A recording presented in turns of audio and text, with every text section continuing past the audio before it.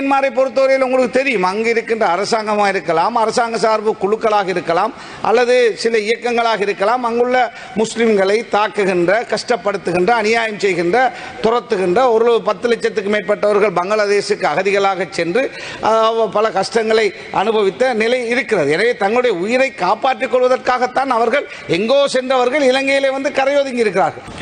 எனவே அதனால் மக்களும் நிறைய எதிர்பார்ப்புகளோடு இருக்கிறார்கள். அந்த எதிர்பார்ப்புகளை நிறைவேற்ற வேண்டிய தார்மீக பொறுப்பு உங்களுக்கு இருக்கிறது.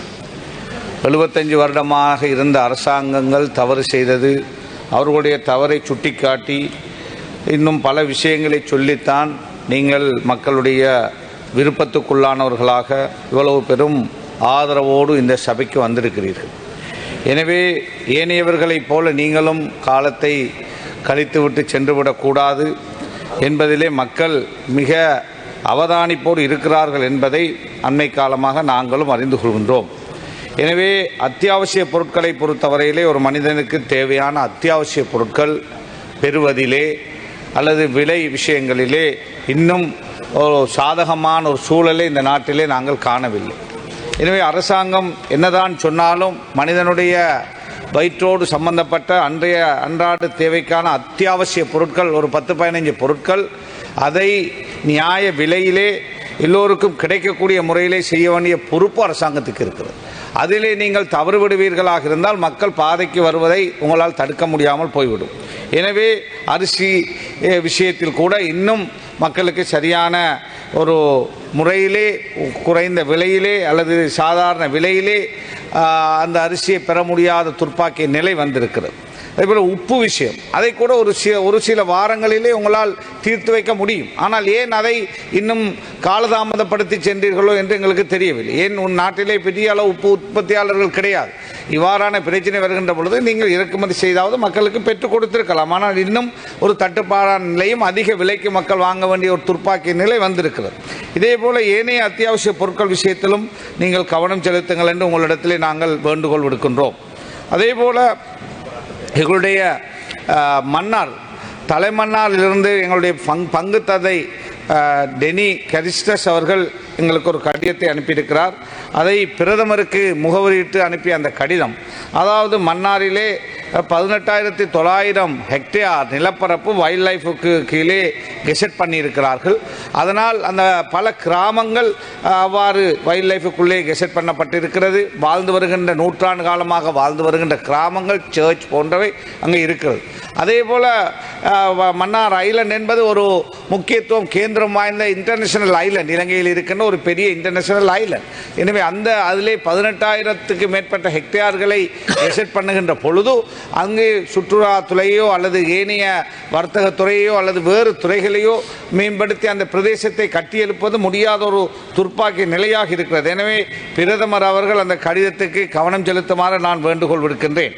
அதே போல் இன்னும் ஒரு தரப்பு 2009ஆம் ஆண்டு 2010ஆம் ஆண்டிலே பயிற்சிகளை முடித்த கோப்பாய், யாழ்ப்பாணம் கோப்பாய் ஆசிரியர் பயிற்சி கல்லூரிகளிலே பயிற்சியை முடித்த ஆசிரியர்கள் இன்று 237 பேர் இருக்கிறார்கள். அவர்கள் இதுவரை அவர்களுக்கு உத்தியோகபூர்வ சான்றிதழ் வழங்கப்படவில்லை. எனவே கல்வி அமைச்சர் ஹரிணி அவர்கள் அந்த விஷயத்திலே கவனம் செலுத்தி அவசரமாக அவர்களுக்கான சான்றிதழை பெற்றுக் கொடுக்க வேண்டும் என்று நான் இந்த இடத்திலே இந்த உயர் சபையிலே வேண்டுகோள் விடுக்கின்றேன்.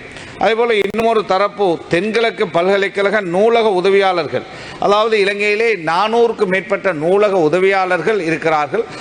அதாவது இவ்வாறான பாதிப்புக்குள்ளா உள்ளாக்கப்பட்டிருக்கிறார்கள். 2012ஆம் ஆண்டு யுஜிசி சுற்று நிருபம் 975 மற்றும் 985 போன்றவற்றிலே அந்த சம்பளம் மறுசீரமைக்கப்படுகின்ற அந்த சர்க்குலருக்கு இறங்க இவர்களை லைப்ரரி அசிஸ்டன்ட் அவர்களை எல்லாம் அன்ஸ்கில் கேட்டகரிக்கு கீழே கொண்டு வந்திருக்கிறார்கள். உண்மையிலே ஒரு லைப்ரரி அசிஸ்டண்டாக எடுக்கப்படுகின்ற பொழுது ஓலவலோடு 2 வருஷ எக்ஸ்பீரியன்ஸோடு லைப்ரரி டிப்ளமா சர்டிஃபிகேட்டோடு தான் அவர்கள் எடுக்கிறார்கள்.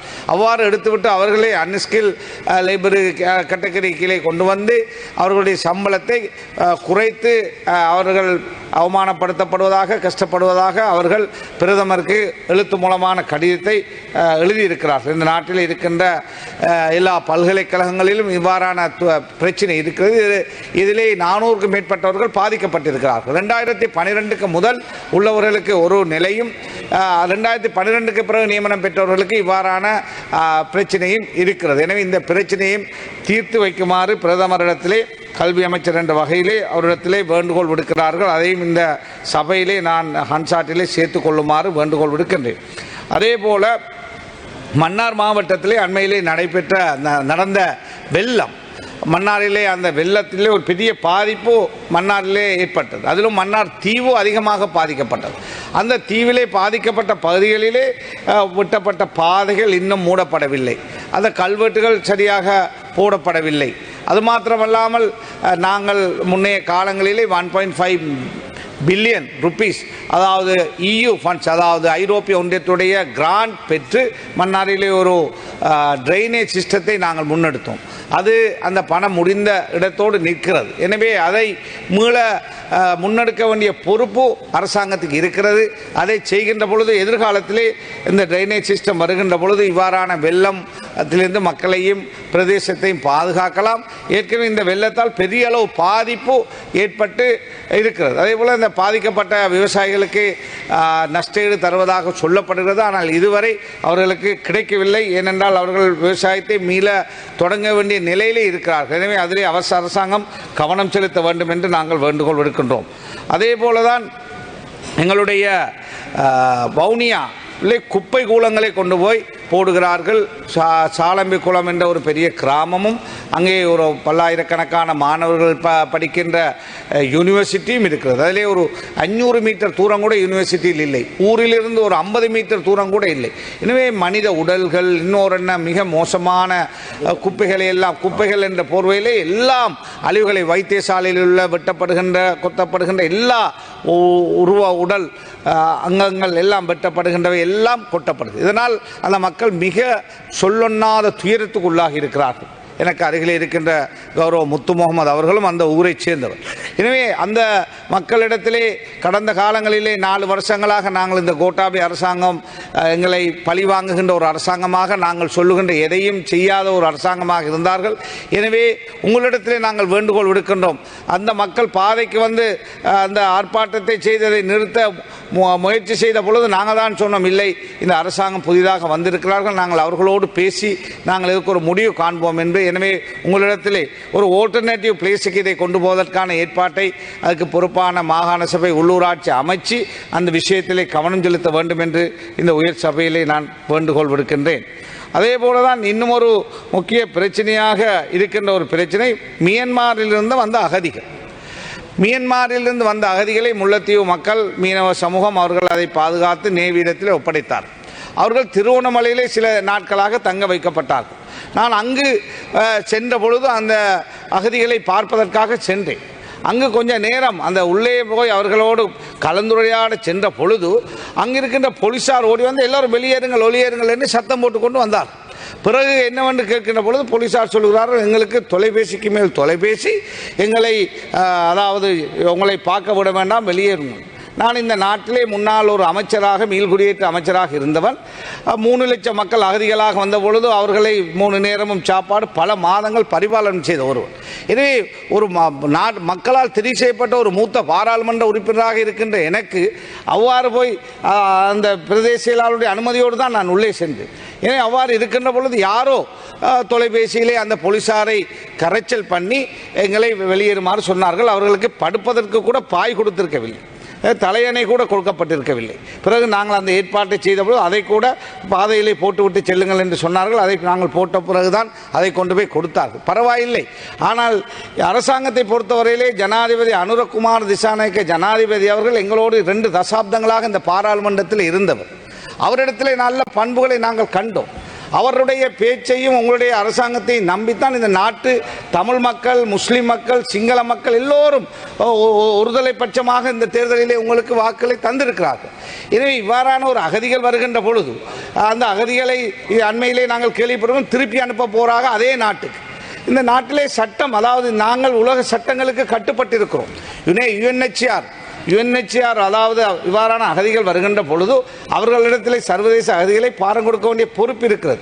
மியான்மரை பொறுத்தவரையில் உங்களுக்கு தெரியும், அங்கு இருக்கின்ற அரசாங்கமாக இருக்கலாம், அரசாங்க சார்பு குழுக்களாக இருக்கலாம், அல்லது சில இயக்கங்களாக இருக்கலாம், அங்குள்ள முஸ்லிம்களை தாக்குகின்ற, கஷ்டப்படுத்துகின்ற, அநியாயம் செய்கின்ற, துரத்துகின்ற ஒரு 10 லட்சத்துக்கு மேற்பட்டவர்கள் பங்களாதேஷுக்கு அகதிகளாக சென்று பல கஷ்டங்களை அனுபவித்த நிலை இருக்கிறது. எனவே தங்களுடைய உயிரை காப்பாற்றிக் கொள்வதற்காகத்தான் அவர்கள் எங்கோ சென்றவர்கள் இலங்கையிலே வந்து கரையொதுங்கி இருக்கிறார்கள். அவர்களை திருப்பி மியான்மருக்கு அனுப்புவதாக நாங்கள் ஊடகங்களில் அறிகிறோம். அவ்வாறு அனுப்பியவர்களாக இருந்தால் சர்வதேச சட்டங்களுக்கு முரண்பாடான விடை. எனவே உயிராபத்தோடு அந்த நாட்டிலே வாழ முடியாது என்று வருகின்ற ஒரு தரப்பை அந்த மக்களை இந்த அரசாங்கம் அந்த நாட்டுக்கு திருப்பி அனுப்புமாக இருந்தால் அந்த மக்களை அதாவது ஒரு பெரிய ஒரு ஆபத்தான நிலைக்கு அந்த மக்களை கொண்டு தள்ளுகின்ற விடயமாக மாறிவிடும். எனவே நாங்கள் இந்த அரசாங்கத்தின் மீது நம்பிக்கை கொண்டவர்களாக கேட்கின்றோம். இவர்களை இலங்கையிலே இருக்கின்ற UNHCR UN நிறுவனங்களோடு பேசி நீங்கள் அவர்கள் விரும்புகின்ற நாடுகளுக்கு, அதாவது சில நாடுகள் தற்காலிகமாகவோ அல்லது நிரந்தரமாகவோ இவர்களை ஏற்றுக்கொள்வதற்கு தயாரான நாடுகள் எத்தனை இருக்கிறது. அவ்வாறு தான் உலக நாடுகளிலே நமது நாட்டை சேர்ந்தவர்கள் யுத்த காலங்களிலே எத்தனை சென்றவர்கள் 1 மில்லியனுக்கு மேலே பல லட்சக்கணக்கான வாழ்ந்து கொண்டிருக்கிறார்கள். எனவே அவர்கள் இன்று நல்ல நிலையில் இருக்கிறார்கள். பிள்ளைகள் கல்வி கற்று டாக்டர்களாக, இன்ஜினியர்களாக, அதே போல எம்பிக்களாக, அமைச்சர்களாக கூட நமது நாட்டை சேர்ந்தவர்கள் வெளிநாடுகளில் இருக்கிறார்கள். எனவே இவர்களை இந்த நாட்டிலே குடியேற்றுங்கள் என்று நாங்கள் சொல்லவில்லை. இவர்களை சர்வதேச சட்டத்துக்கேற்ப, இவர்களை சர்வதேச நடைமுறைக்கேற்ப கடந்த காலங்களில் இவ்வாறான அகதிகள் வந்த பொழுது, கடந்த காலங்களிலே மஹிந்த ராஜபக்ஷ ஒரு பொழுது ஜனாதிபதியாக இருந்த பொழுது கூட அவர்களை அவ்வாறு திருப்பி அனுப்பவில்லை. அவர்களை உரிய முறைப்படி அவர்கள் விரும்பிய மலேசியாவுக்கோ அல்லது வேறு நாடுகளுக்கோ UNHCR ஊடாக அனுப்பியிருக்கிறார். அதே போல தயவு செய்து செய்யுங்க. அதே போல எங்களை போன்றவர்கள் நாங்கள் விரும்புகின்றோம் அவர்களுக்கு உதவி செய்வதற்கு, அதே போல பார்ப்பதற்கு முடியுமாக இருந்தால் அந்த ஏற்பாட்டையும் எங்களுக்கு செய்தாருங்கள் என்று நாங்கள் நான் கண்ணால் கண்டேன். சின்ன பிள்ளைகள், அவர்களுக்கு தேவையான அத்தியாவசிய பொருட்கள் தேவையானவர்கள் இருக்கிறார். எனவே அரசாங்கம் அந்த உதவிகளை செய்யுங்கள். தேவை என்றால் எங்களையும் நாங்களும் போய் பார்ப்பதற்கான ஒரு ஏற்பாட்டை செய்தார்கள் என்று உங்களிடத்திலே அன்பாக வேண்டுகோள். செய்திகளை உடனுக்குடன் தெரிந்து கொள்ள உடனே சப்ஸ்கிரைப் பண்ணுங்க.